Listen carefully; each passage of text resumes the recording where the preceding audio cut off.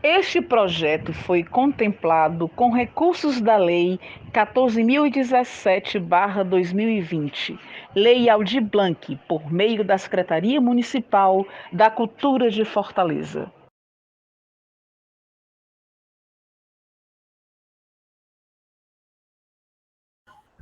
Olá, tudo bom, pessoal? Chegamos ao final, né? E eu quero agradecer a todas, a todos que entraram no meu canal, que prestigiaram essa oficina. Nós, durante essa semana, nós analisamos alguns trabalhos do Plínio Marcos, que foram adaptados para o cinema, e também eu ofereci uma oficina de scrapbook voltado para as obras do Plínio Marcos. Hoje, no último módulo, no oitavo módulo, eu vou falar um pouco da vida, dos principais aspectos da vida dele, né, da dramaturgia dele. Deixando claro que esses conteúdos que eu estou compartilhando aqui, nos slides, eles foram tirados da internet, no caso, essas informações do Itaú Cultural, então está tudo fundamentado lá no final dos meus slides, tá bom? Todas essas informações estão linkadas, deixando bem claro isso daí. Então vamos lá. Quem era e quem foi o Plínio Marcos, né? Nós sabemos que o Plínio Marcos, ele foi na verdade um grande dramaturgo santista, né? Ele vai nascer em 1935 em Santos e vai morrer em 1999 em São Paulo. Ele foi dramaturgo, ator, jornalista, né? E na verdade ele sempre lutou por um reconhecimento e foi um grande renovador dos padrões dramatúrgicos. Por quê? Porque ele deu voz não só aos excluídos, mas ele criou uma nova roupagem, ele deu visibilidade àquele submundo esquecido.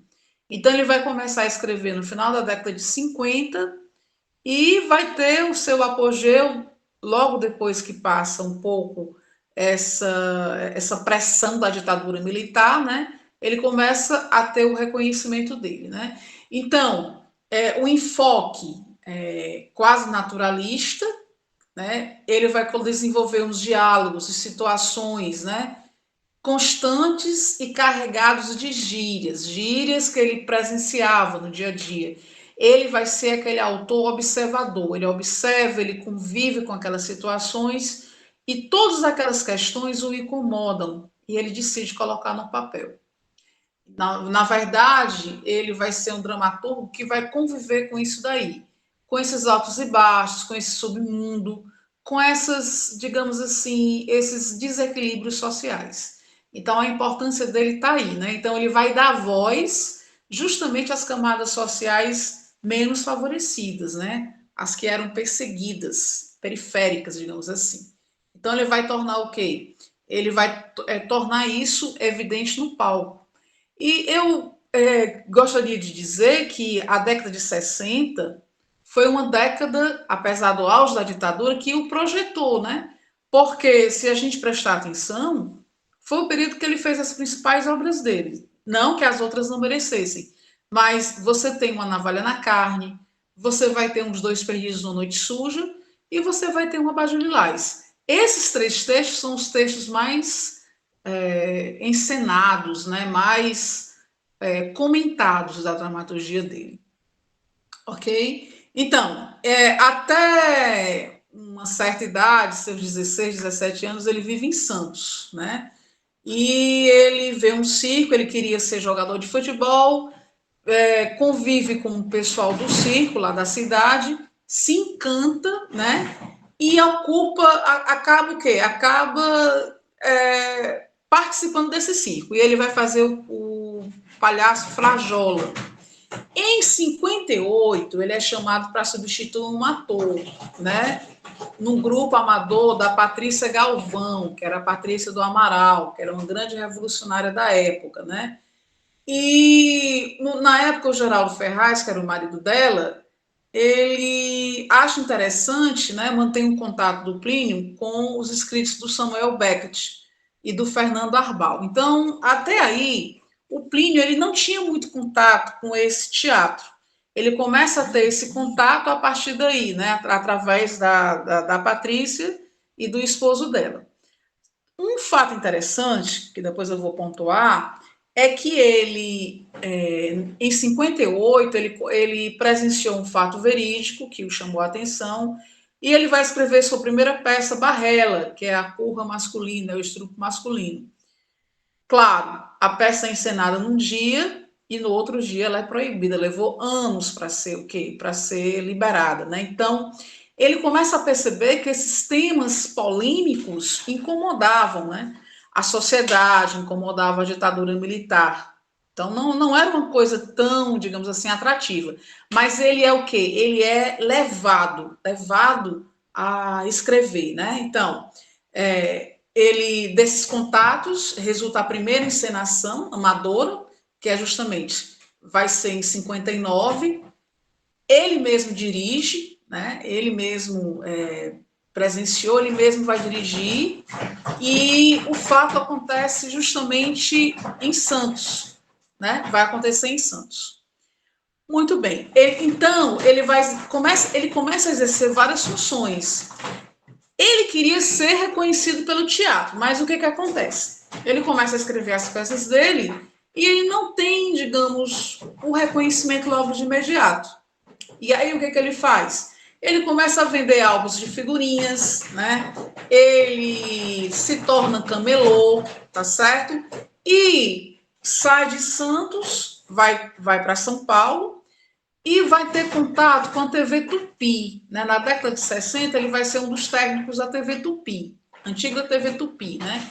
Lá, em 66, na direção do Benjamin Catan e Ademir Rocha, ele escreveu Dois Perdidos no Noite Suja, e ele vai ensinar, ele chama o Ademir Rocha para contracenar com ele. E aí ele tem o apoio do pessoal da TV, né? Então, Os Dois Perdidos no Noite Suja é inspirado em um conto e ele apresenta, né, esse trabalho para a censura.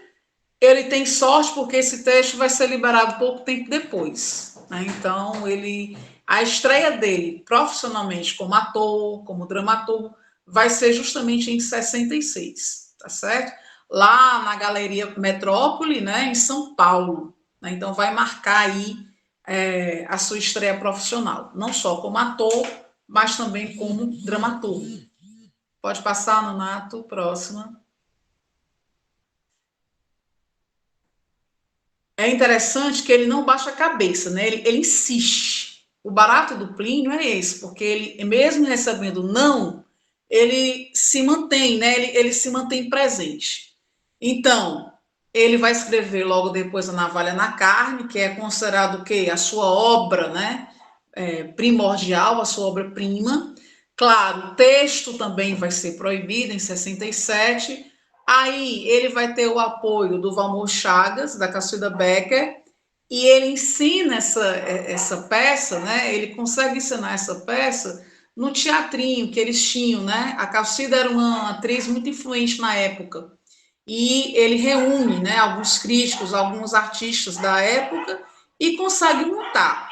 Desse período aí, há duas montagens. Uma montagem com a Rutinéia de Moraes e outra montagem com a Tônia Carreiro. Então, são dois momentos bem importantes. A Rutinéia de Moraes vai fazer essa montagem em São Paulo e a Tônia Carreiro vai fazer essa montagem no Rio de Janeiro. Essa peça consegue ficar alguns dias, né, alguns meses em cartaz, mas lógico, né, ela também vai ser proibida. E detalhe, é uma peça que de cara ela era proibida para maiores de 21 anos, né? Então, logicamente, vai ser novamente proibido, né? E a Tônia Carreiro vai ser aquela atriz, aquela amiga, né? Que logo na década de 60, 67, 68, quando ela estava ensinando A Navalha na Carne, ela o apoia, né? Então, ela realmente está com ele, né? Para o que der e vier. E é interessante que ela dá uma entrevista para Bruna Lombardi, vocês podem até conferir depois no YouTube, e ela diz que ela teve que engordar 5 quilos para fazer o personagem. Então, ela, que era o protótipo de beleza feminina, né? Ela compra essa briga, né? E realmente se torna essa Neuza Sueli. Claro, assim como a Rutineia, a Tônia Carreiro também o quê? Ganha vários prêmios, né? E aí o sucesso é tão grande que ele, lá na frente, ele é chamado para escrever para os jornais, tem uma coluna no jornal, e a coluna era Navalha na Carne. Então, assim, ele começa a se popularizar por conta da Navalha na Carne, né? Logo depois, no ano anterior, ele tinha dirigido um outro trabalho dele chamado Quando as Máquinas Param, né, no Teatro de Arte, uma salinha lá do TBC, Teatro Brasileiro, né? E, logicamente, chama a atenção, por quê? Porque esse papel aí, Quando as Máquinas Param, é uma peça que vai falar do desemprego, né? É uma peça que é um casal de classe média, média baixa, ele está desempregado, ele é torcedor do Corinthians, e ela é costureira. Então, ela segura a barra, ela está o tempo todo incentivando o marido a trabalhar, ela costura para sobreviver, e eles planejam uma família, planejam ter filhos, aquela coisa toda, ele tenta ir ao trabalho, buscar trabalho, não consegue, e o embate vai ser, ele já fica chateado quando a mãe dela dá uma cesta básica, né? Ele acha aquilo um absurdo, que não é certo, que ele era o marido, ele que tinha que prover a família. E onde é que vai estar o grande boom dessa peça? Quando ela diz para ele que está grávida. E aí ele fica feliz, né? Mas ao mesmo tempo que ele fica feliz, ele fica preocupado, né? E aí vai ter o grande embate do Zé com a Nina, né? Porque ela quer o filho, mas ele não quer. Na cabeça dele, o filho é mais uma boca, né? Então vai atrapalhar, né? Então é interessante porque nessa peça aí o Plínio Marcos ele vai colocar em xeque essa questão mesmo da sobrevivência das famílias, né? Da renda familiar. E, poxa, no final de 60 para 70 não está tão diferente da nossa época, né? Então, a Miriam Menier, né? Ela é chamada para fazer esse trabalho, tá certo? Há um destaque também, né?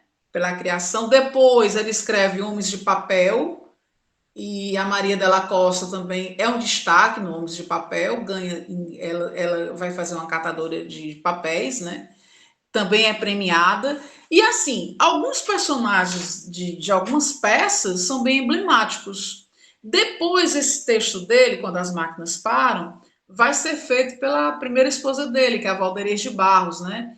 E chama o Tony Ramos para fazer. Também é outro momento muito interessante. E vai ser também um texto premiado, né? Então, o que acontece? Aquela dramaturgia que era proibida começa a duras penas, né? Claro que isso não foi da noite para o dia, levou um tempo. Começa a ter um reconhecimento, certo?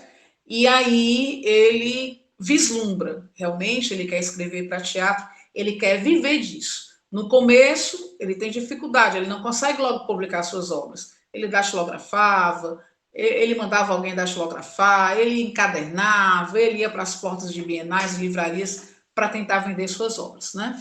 Então, o que a gente percebe? Ele vai ser um defensor dos direitos sociais, vai se envolver, logicamente, né, com alguns debates polêmicos pela TV, né, e, logicamente, ele era um pavio curto, tem alguns, digamos assim, alguns chateações, né? E ele não ficava muito tempo. É tanto que ele não ficou muito tempo na TV Tupi. Apesar de técnico, ele não ficou muito tempo. Então, fervoroso defensor dos seus direitos, Plínio envolve-se em um agudo em debate transmitido pela TV com a deputada Conceição da Costa Neves, no qual advoga pela sua liberdade de expressão. Já é um nome nacional. E como articulista do jornal Última Hora, dispõe de uma tribuna para arrematar contra a censura e a ditadura. Então começa daí. Ele tem um poder de todo dramaturgo, todo autor, de uma certa forma, ele influencia opiniões. Então ele tem esse debate com essa deputada e ele começa a escrever para a última hora do jornal, né? Então, a sua vida insubmissa, seus textos desbocados e cheios de fúria, sua teimosia em não aceitar cortes, em não negociar com a censura, levam à proibição de toda a sua obra. Proclama-se um autor maldito. Sempre tem a oportunidade de fazer pronuncialmente públicos, né? Então, ou seja, ele começa a ser, na verdade, aquela figurinha difícil. Ele começa a incomodar, porque ele queria que a sua obra fosse ensinada sem nenhum corte. Ele não queria que a censura intervesse.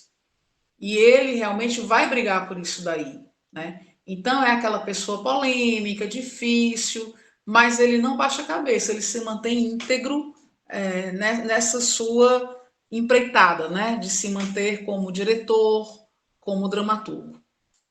Pode passar, Nonato? É interessante, né? E aí, essa teimosia dele, de uma certa forma, o faz conhecer, ele se torna uma das pessoas conhecidas nacionalmente. Então ele vai escrever Jornada de um Imbecil, até o Entretenimento, vai ser encenada em 68, né, pelo Grupo Opinião. Em 75, ele vai reunir forças para fazer, né, para montar o Abajur Lilás. Ele chama o nosso querido Abu Janra para fazer. Detalhe, o Abajur Lilás, ele tinha escrito em 69, né? E, lógico, o Abajur é aquela peça que vai ser extremamente proibida. Por quê? Porque é uma peça que vai fazer uma crítica à ditadura militar, né? Ele usa as metáforas, né? Ele faz o personagem Giro, que é um personagem que vai o quê? Que vai ser o próprio poder, que vai massacrar as prostitutas. Então você tem a Célia, você tem a Dilma, né? E a Célia é aquela prostituta que bate de frente com o Giro, né? Então ela é apagada, ela é aquela que é retirada de cena. A Dilma fica em cima do muro, né? Ela não quer confusão, ela não quer ter nenhum tipo de aborrecimento, né? E a Leninha é aquela ex-babá que quer ganhar dinheiro como prostituta. Então, são essas realidades. Essas prostitutas são como se fosse o quê? As várias categorias do povo brasileiro. Então, isso ele usa as metáforas. Ele faz uma crítica, né, no fato. Então, assim, ele tenta montar o abajur com a bujanra, só que, logicamente, a peça é proibida, né? Então, logicamente, ele mais uma derrota para a vida dele. Então, ele vai sobreviver como articulistas da imprensa, ele corre atrás, né? Em 77 também, né? Ele faz um musical, o Poeta da Vila e Seus Amores, sobre a vida do Noel Rosa. Interessante também esse musical que ele faz, chama a atenção. Antes, em 74, ele faz um roteiro para cinema. Esse roteiro é da Rainha Jabba, né? Que ele se inspira em uma pessoa, que é a Madame Satã, tá certo? Realmente a Madame Satã de fato existiu, e ele se inspira nela para poder escrever a Rainha Jabba. Então, observe uma coisa, ele tá atirando para todos os lados. Né? Ele não baixa a cabeça, uma hora ele é ator, outra hora é dramaturgo, outra hora ele é repórter, ele é diretor, ele é autor, ou seja, ele não desiste, né? Se ele vê uma dificuldade por um lado, ele vai por outro. Então, essa persistência dele nos chama a atenção, tá certo? Então, por isso que os seus escritos não jamais ficarão o quê? Ficarão esquecidos, né?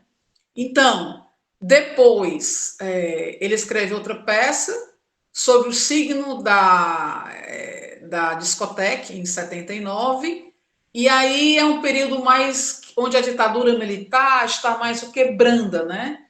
Tá certo? Então, vai ter uma certa mudança aí, né, no rumo das suas peças. O Plínio começa a se interessar pelo estudo de assuntos esotéricos e ele começa a pesquisar outras vibes, né? Então, ele sai dessa condição de autor maldito, de autor que vai falar dos esquecidos, dos excluídos, e começa a trabalhar esse lado mais místico dele, esotérico dele, ao ponto, né, de ele estudar, de ele trabalhar e ele mesmo ser um tarólogo, né? Ele vai colocar cartas de tarô. Né? Interessante isso daí da parte dele. Pode passar, Nonato, por favor. Bom, o que a gente observa? Nesse período aí, ele vai escrever Madame Blavatsky, que vai ser encenada, né, por Jorge Takei, né, a direção por Jorge Takei em 85. E essa peça vai falar da vida mística, né, dessa grande autora, né, que vai desenvolver a doutrina secreta, tá certo? Então ele faz uma homenagem. A Valderez de Barros também chega a protagonizar a Madame Blavatsky, e logicamente é premiada. A essa altura do campeonato, o Plínio ele começa a ganhar o prêmio Molière. Não só ele, como também a Valderez. Agora imagina, né? Isso não caiu do céu. Isso foi toda uma persistência, uma luta. A classe artística o apoiou. Então, ele sai dessa, costumo dizer que ele vai sair dessa primeira fase, que é uma fase mais maldita, digamos assim, e vai para essa fase mais light, né? Mais clean, mais esotérica, que é a fase da década de 80. Depois de Madame Blavatsky, eles vai fazer a Balada de um Palhaço.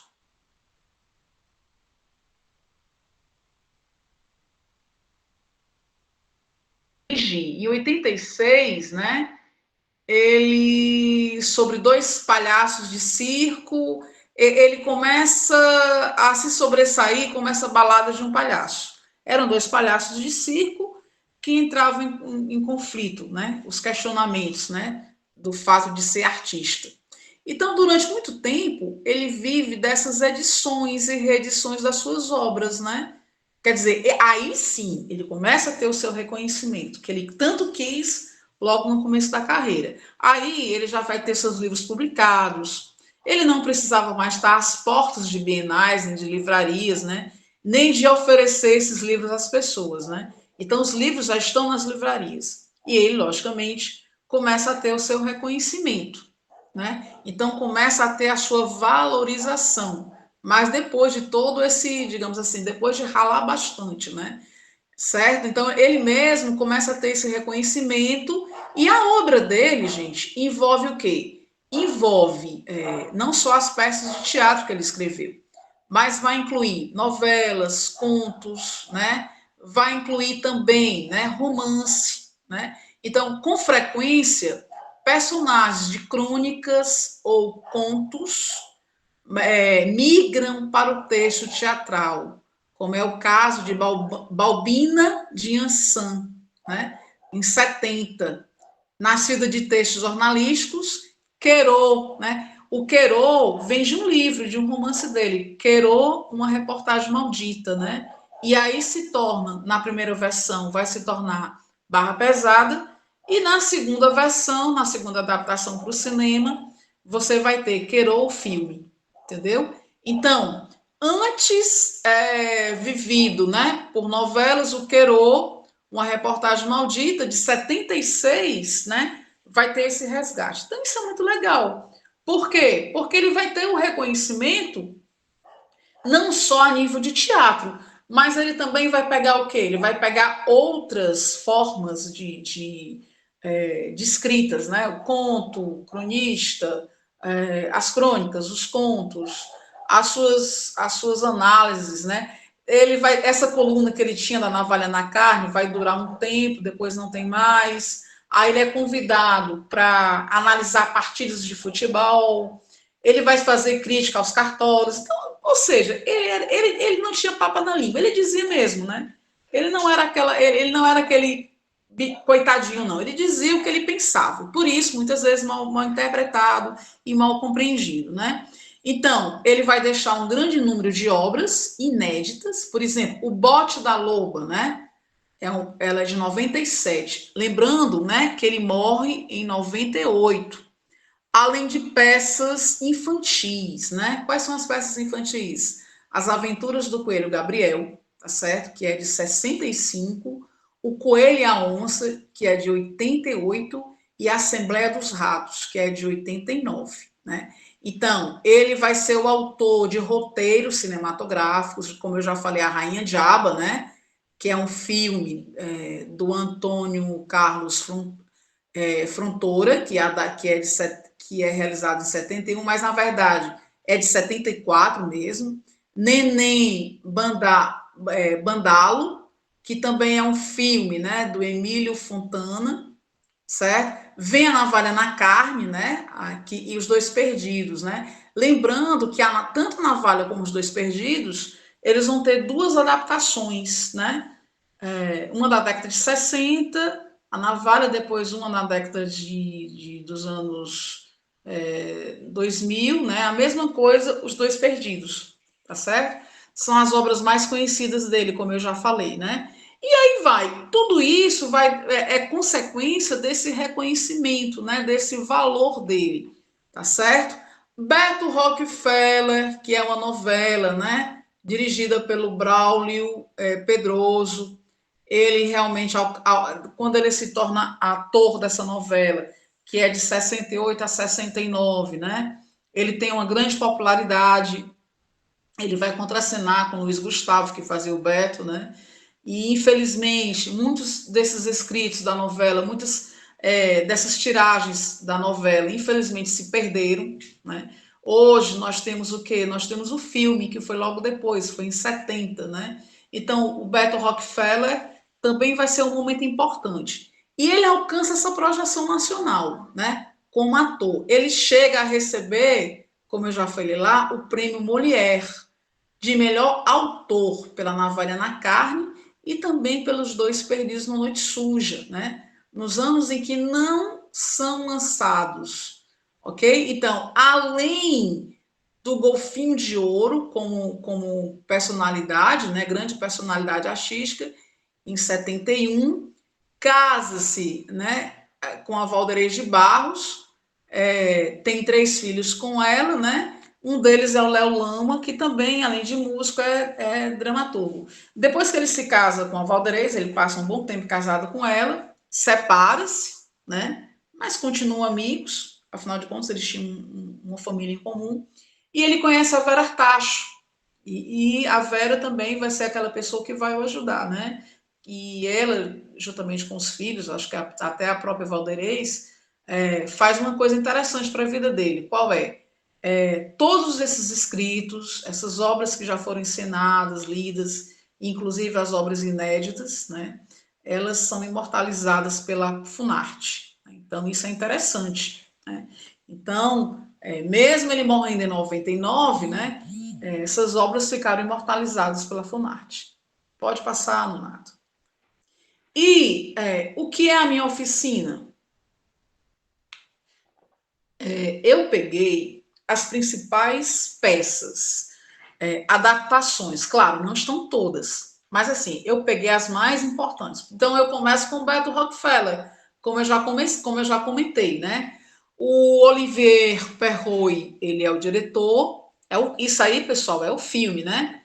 Quem fez o argumento foi o Cassiano Gabos Mendes, o roteiro é do Braulio Rodrigues, Braulio Pedroso, que faz o roteiro, e o Lúcio Brown vai fazer a montagem desse filme, né? Claro, eles foram espertíssimos. Eles pegaram praticamente todo o elenco da novela, porque, na verdade, essa novela foi talvez uma das últimas novelas, foi talvez que a Tupi fez e deu grande audiência, chamou a atenção, né? E ele pega esse elenco e transforma no filme. Foi uma sacada legal. Então, além do Luiz Gustavo, do Plínio Marcos, quem estava mais? Leila Abramo, tinha a Cleide Ácones, tinha o Valmor Chagas, o Otelo Zeloni, né? Amília Moreira, Raul Cortez e outros nomes. Detalhe, a novela Beto Rockefeller, né? Como eu já disse, ela se perdeu. Hoje restam poucos capítulos dessa novela. Por quê? Porque eles tinham dificuldade, era regravada. E o filme, essa adaptação. Nonato, volta o outro. Esse filme, ele foi feito em 1970. Primeira adaptação da Navalha na Carne. Gente, essa primeira adaptação, ela é, assim, emblemática. Como eu já analisei nos módulos anteriores, é uma adaptação introspecta, né? Então, a Navalha na Carne aí, ela vai ser filmada, né, em 69. É o Brás Chediak que vai dirigir, tá certo? E quem são os autores? Eles chamam nada mais, nada menos que a nossa querida Glauci Rocha, Jesse Valadão e Emiliano Queiroz. Detalhe, o Emiliano Queiroz já tinha ensinado a peça, né? E já tinha feito a peça com a Tony Carreiro, no Rio de Janeiro. E ele é convidado para fazer o filme juntamente com a Glauci Rocha e o Jesse Valadão, tá certo? Então, além da Glauci Rocha e o Jesse Valadão, nós temos também o Carlos Kroeber. A fotografia é do Hélio Silva, né? É um filme que durou 112 minutos, né? Então, eles vão ficar imortalizados, né? Por essa nova proposta. Então, a primeira montagem da Navalha no cinema foi em 69. Pode passar, Nonato. Segunda montagem. Quem vai ser a Neuza Sueli, né? Vai ser nada mais, nada menos do que a nossa querida Vera Fischer. Só que eles fazem, vamos dizer assim, digamos, um acordo, né, com um dos países latino-americanos. E quem vai fazer o Vado é um ator estrangeiro, né, um ator latino-americano, que é o Jorge Perugia, né? E chama o Carlos Loeffler para fazer o Veludo, né? Só relembrando, o que é a Navalha na Carne? É a Neuza Sueli, que é uma prostituta já gasta pelo tempo, dos seus mais quase 50 anos, né? Mais de 40 anos, o Vado, que se aproveita dela, e o Veludo, né? E onde é que vai estar o embaixo da Navalha na Carne? Um belo dia, o Vado, a Neuza Sueli chega, não sabe de nada, e o Vado cobra dela o dinheiro que ela sempre deixava. E aí eles descobrem que o dinheiro quem tinha tirado era o Veludo, porque eles moravam numa pensão, né? É como se fosse um quartozinho, né? De um pequeno hotel, uma coisa assim. E o Veludo entra lá e tira o dinheiro, gasta o dinheiro. E aí há aquele embate, aquela confusão. O que é que você fez com o dinheiro? Eu fui sair com um dos meus boys, né? E o resto, eu fui comprar maconha. Então, há todo um enfrentamento, né? Desses três personagens, né? O Veludo, o homossexual, a Neuza Sueli, essa prostituta já gasta, e o Vado, que é o cafetão, né? Que se aproveita desse amor dessa mulher, né? Então, na segunda versão da Navalha, a gente vai ter quem? A gente vai ter, além desses três personagens, vai ter a Vera Fischer, o Jorge Perugia e o Carlos Loeffler, a gente vai ter a Isabela Filardes, o Marcelo Sabac e o Pedro Agunhanga, Guará Rodrigues, Rafael Molina, né? Uma observação, gente. Qual é a observação que eu faço? Quando você faz uma adaptação, obviamente, você não fica tão preso à obra original, já está dizendo, é uma adaptação. Então, vão surgir outros personagens. Essa montagem com a Vera Fischer, que foi em 97, né? A primeira foi em 69, a segunda foi em 97. Então, observe, quase 30 anos depois, né? Digamos assim. O que acontece? Você vai ter uma Neuza Sueli andando pelos bairros carioca, fazendo ponto, né? Então, assim, é uma Neuza mais externa, né? Diferente da primeira, onde a filmagem é só feita dentro do quarto da pensão, que é mais fiel à peça. Aqui não, aqui você vai ter um outro viés, né? Então você vai ter simbologias, tem um momento em que essa Neuza aparece meio que crucificada, né, como Cristo, né, pelo sofrimento, e vem todo aquele questionamento da mulher, da mulher enquanto prostituta, do quanto ela amava esse homem e ela é desprezada por esse homem, né? certo? Então é interessante essa proposta. E isso também vai imortalizar, né? Então, a Neuza Sueli é um prêmio, né? Tanto que a neta da Tônia Carreiro, a Luísa, né? Thierry também chegou a fazer a Neuza Sueli. Então é muito legal, por quê? Porque grandes atrizes realmente são levadas a fazer a Neuza Sueli. Pode passar, Nonato. Saindo da navalha na carne, né? A gente, Nonato, a gente vai para a montagem dos dois perdidos. É como eu disse no começo. Em 66, ele estava louco para ter o reconhecimento como ator, como dramaturgo, né? O Plínio Marcos chama o Ademir Rocha e faz a primeira montagem dos dois perdidos na Noite Suja, né? No Teatro Arena, em São Paulo, né? Tá certo? Interessante, né? Quase ninguém assistiu a peça. Né? Então ele disse que a Valderiz foi, tinha um bêbado lá, tinha a esposa do Ademir, mais umas duas pessoas, quer dizer, fracasso de público, né? Mas ele também não se deixa levar, né? Ele continua insistindo, tá certo? Depois o Ademir Rocha é substituído por outro ator, né? E ele, logicamente, ele insiste. Ao ponto dos dois perdidos, né? De peça de teatro a adaptação para o cinema, ser uma peça, ser um trabalho dramaturgo dele também muito encenado.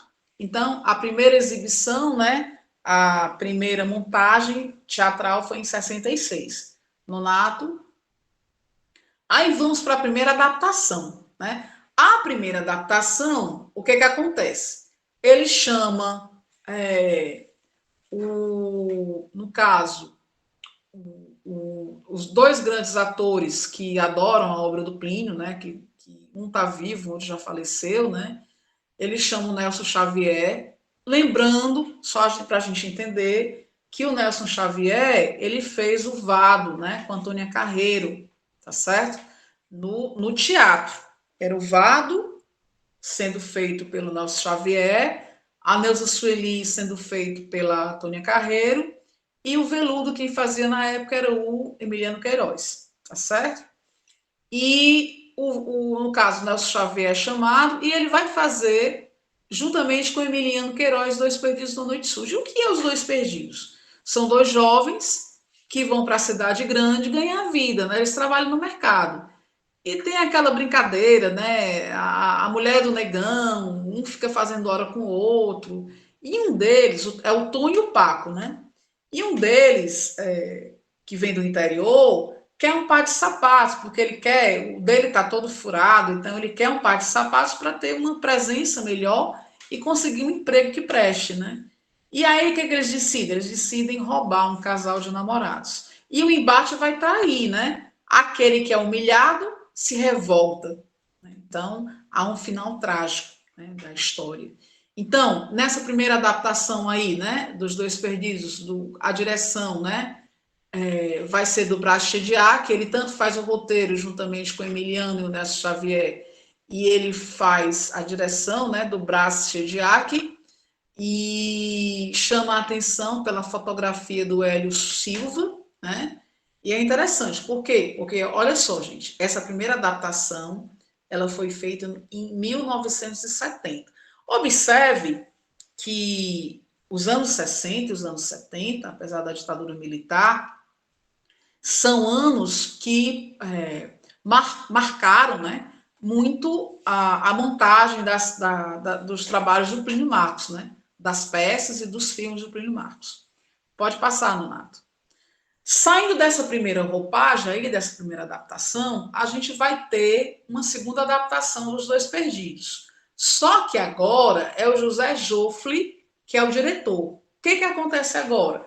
Eles chamam uma atriz para fazer o personagem, né? Então tem a Débora Falabella, vai contracenar com o Roberto Bontempo. O Roberto Bontempo é aquele ator muito apreciador do Plínio Marcos, das obras do Plínio Marcos. E eles não fazem aqui no Brasil, eles vão para Nova York. Também recomendo este filme, tá no YouTube. E agora o contexto não são apenas dois desempregados numa cidade grande, eles são dois imigrantes, né, que saem do Brasil e vão arriscar a vida lá em Nova York. Então, eles vão, logicamente, eles vão conviver com todo aquele medo, aquela perseguição, né, que se faz, aquele preconceito que se faz com os imigrantes, com as pessoas que realmente vão morar fora do país, né? É interessante o roteiro, é do Paulo Arran, e diretor de fotografia é o Nonato Isbella, a montagem é do Eduardo Esprel, o coprodutor, o Roberto Bontempo, faz a coprodução, né? Então, o filme, ele estreou entre 2002 e 2003, né? Ficou entre um ano e outro. E aí, é a mesma coisa, como na Navalha e na Carne, né? Lá com a Vera Fischer, você observa que é uma navalha mais externa. Aqui também você vai ter uns dois perdidos na noite sujo mais externo do que o primeiro, né? Bom, a gente vem para Barrela. O Barrela, gente, como eu já comentei no começo, foi a primeira peça que o Plínio Marcos escreveu, né? E aí, em 1990, Marcos Antônio, né, Cury, vai dirigir. Ele chama atores maravilhosos para fazer essa montagem cinematográfica, né? Então é um grande clássico. E como é que ficou? Barrela, Escola de Crimes. Quase não sai.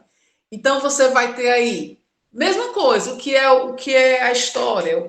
O rapaz que é preso juntamente com 6 presos que estavam totalmente em crise, conflitos psicológicos, e aí acaba estrupando o pobrezinho do rapaz que é colocado na cela, né? Lógico, como é uma adaptação, há uma mudança. Geralmente as adaptações elas sofrem pequenas mudanças, né? Então, quem é que vai fazer o filme? O Cláudio Mamberti, Gilberto Loureiro, né? Você vai ter também Paulo César Pereio, Marcos Palmeira também vai estar, né? Roberto Bontempo, Marcos Winter, Cosme dos Santos e o Chico Dias, né? São os atores que vão fazer. O Mamberti, juntamente com o Gilberto Loureiro, né? O Marco Antônio Cury e o Marcos Fleshman, eles vão fazer o quê? Esses 4 vão fazer o roteiro, tá certo? Então, observe, é feito um estudo, é feito uma adaptação. É interessante porque, apesar de ter sido feito em 1990, é bem atual, né? Essa trama do Barrela. Também super indico para que vocês assistam no YouTube, né? Tem as indicações lá no final, tá certo? Próximo, Nonato. Próximo slide. Bom, aí vamos lá, né? Vamos para a história do Querô, como eu já falei. O Querô, uma reportagem maldita, era um romance que é adaptado. A primeira adaptação vai ser em 77, barra pesada. Então, vai ter o dedo do Reginaldo Faria. O Reginaldo Faria, ele tanto faz o roteiro como faz a direção, né? E aí, o que acontece? Né? A música do Edu Lobo, a fotografia do Fernando Duarte. E há um fato interessante aqui. Qual é? A Rainha Jaba tinha sido em 74. O que acontece aí? Não vou dizer todos, mas praticamente a maioria do elenco da Rainha Jaba é aproveitado aqui nessa montagem cinematográfica, né? Então você vai ter quem? O Stefano Essician, que também estava lá, a Cátia Delângelo, Cosmo dos Santos, Milton Moraes, que tinha feito a Rainha Jaba, né? Ítala Nandi, Ivan Cândido, Wilson Grey, Lútero Luiz, né? Ítala Nandi vai fazer a mãe do Querô. E o Stefano Essician, que também era bem jovem, faz o Querô, né? E o que é essa história, gente? O Querô é um menino que nasce de uma prostituta e como ela não podia ficar com o filho, né? Logicamente seria um peso para a vida dela. Ela se desespera, toma querosene. Então o nome dele é Querô porque a mãe morre porque se suicidou tomando querosene. Esse menino é colocado no orfanato e logo depois cai na marginalidade. Então há um conflito social, né? Desse garoto, né? Que se vê no meio, né? Ele tem a polícia de um lado e os bandidos do outro. Então ele se vê no meio dessas duas forças, né? É aquela história daquele menor abandonado, aquele pré-adolescente, adolescente, que fica jogado à própria sorte. Então, essa, gente, que logicamente tem o dedo do Reginaldo Faria, né? Muito forte. Ele tanto fez o roteiro como a direção do filme. Então, essa é a primeira, digamos assim, adaptação do filme. Nonato. Depois dessa daí, a gente vai ter o Queirou Filme, que aí, ó, se a primeira foi em 77, essa daqui vai ser em 2006, né? Então, façam as contas. Quase, digamos, praticamente 30 anos depois, né? Então, Queirou Filme vai ter a direção do Carlos Cortez. E aí, há um fato interessante, qual é? Eles fazem tipo como se fosse uma escolha. Como assim? Uma escolha de elencos. Então, eles fazem testes, escolhem garotos para fazer o Querô, né? Então, quem ganha o papel? É o Maxwell Nascimento, que não era ator nem nada, era apenas um garoto, né, que queria ser ator logo no começo da carreira, né? Então, o Maxwell vai fazer o Querô, chama o Ailton Graça, Milen Cortez, né, que tem uma participação especial, Maria Luísa Mendonça. A Maria Luísa Mendonça, dessa vez, vai ser a mãe do Querô, tá certo? Ângela Leal também vai estar no filme, a fotografia do Hélio Alemão, e o filme tem duração de 90 minutos, tá certo? Também super indico, né? É outra versão, né? Realmente são duas adaptações interessantíssimas. Claro, todas elas nas suas devidas proporções. Bom, não lá, isso. Abajur Lilás, como eu falei no começo, né? Grande peça, grande cartão de visitas do Plínio Marcos, né? Em 69. O Abajur não é um filme. O pessoal, os alunos recém-formados no cinema, fizeram um curta, né? E esse curta se chamou Abajur Lilás. Então, foi uma livre adaptação que eles fizeram, né? Uma espécie de documentário, né? Da questão da prostituição no Brasil, tá certo? Foi interessante a proposta. E a produção é do Glauber, Tempo Glauber, que era justamente o departamento de cinema, né? De 2000, tá certo? O departamento lá da faculdade, né? Do curso de cinema, no ano de 2000. Então, vamos lá. Quem era a direção? Adriana Vita, Cláudia Pugetti, Daniele Vitorino e Luciana Mello. Aaron Ei e Rodrigo Infante. Então, vários diretores, né? Várias cabeças pensando. Um curta, imagine, né?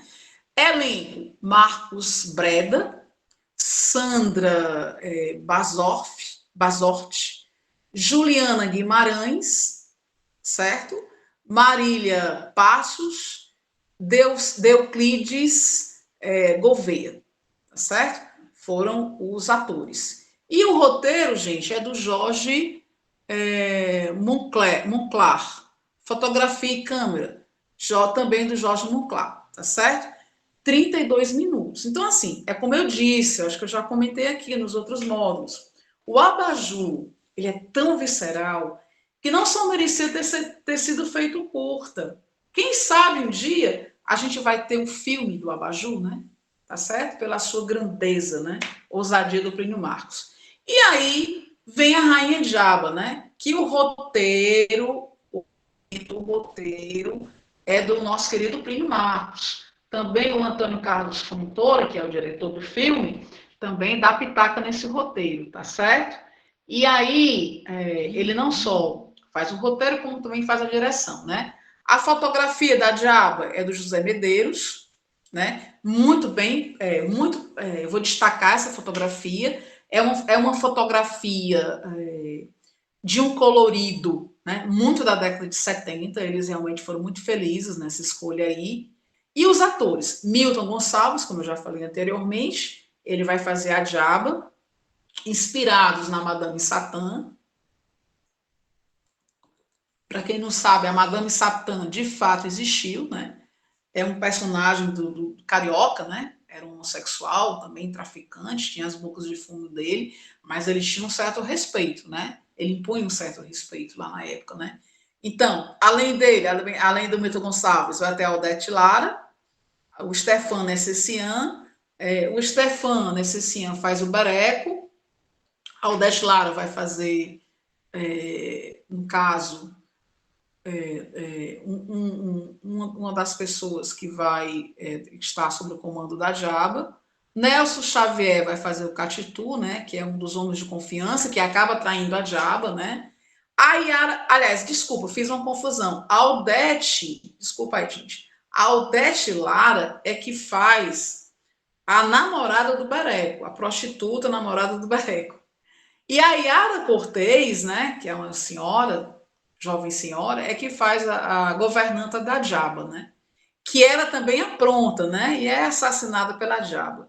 Aí você vai ter o Wilson Grey, o Lútero Luiz, o Edgar Gugel, Aranha também fazendo o filme. Então é muito legal. Por quê? Porque ele vai trazer à tona o tráfico carioca, as bocas de fumo da década de 70, tá certo? Que envolvia a classe média, média alta, né? Não só o embate deles. E é interessante porque é um tema super atual. Claro que o tráfico de drogas é diferente de hoje, né? Hoje você tem mais do que o tráfico de drogas, né? Hoje você tem o quê? Tem a coisa muito mais estruturada do que naquela época, tá certo? É como se nós tivéssemos várias jabas hoje, né? E seus comandos, né? Seus vários traficantes mais, digamos assim, melhorados, né? Mais alicerçados, né? Só que hoje você tem as facções, não só é o tráfico. Então, hoje, digamos, em 74 era uma realidade, hoje nos anos 2020, 21, é outra realidade. Então, você observa que essas temáticas que o Plínio coloca no cinema, né, são temáticas bem atuais, né? Essa mesma problemática continua, quer dizer, isso tem muito a ver com a dramaturgia dele, com a vida dele. Ele, na verdade, presenciou tudo isso, né? E aí tem uma observação aqui do Roberto Bontempo, que eu vou destacar, né? Quando ele diz, o Plínio foi uma das figuras mais perseguidas artisticamente no Brasil.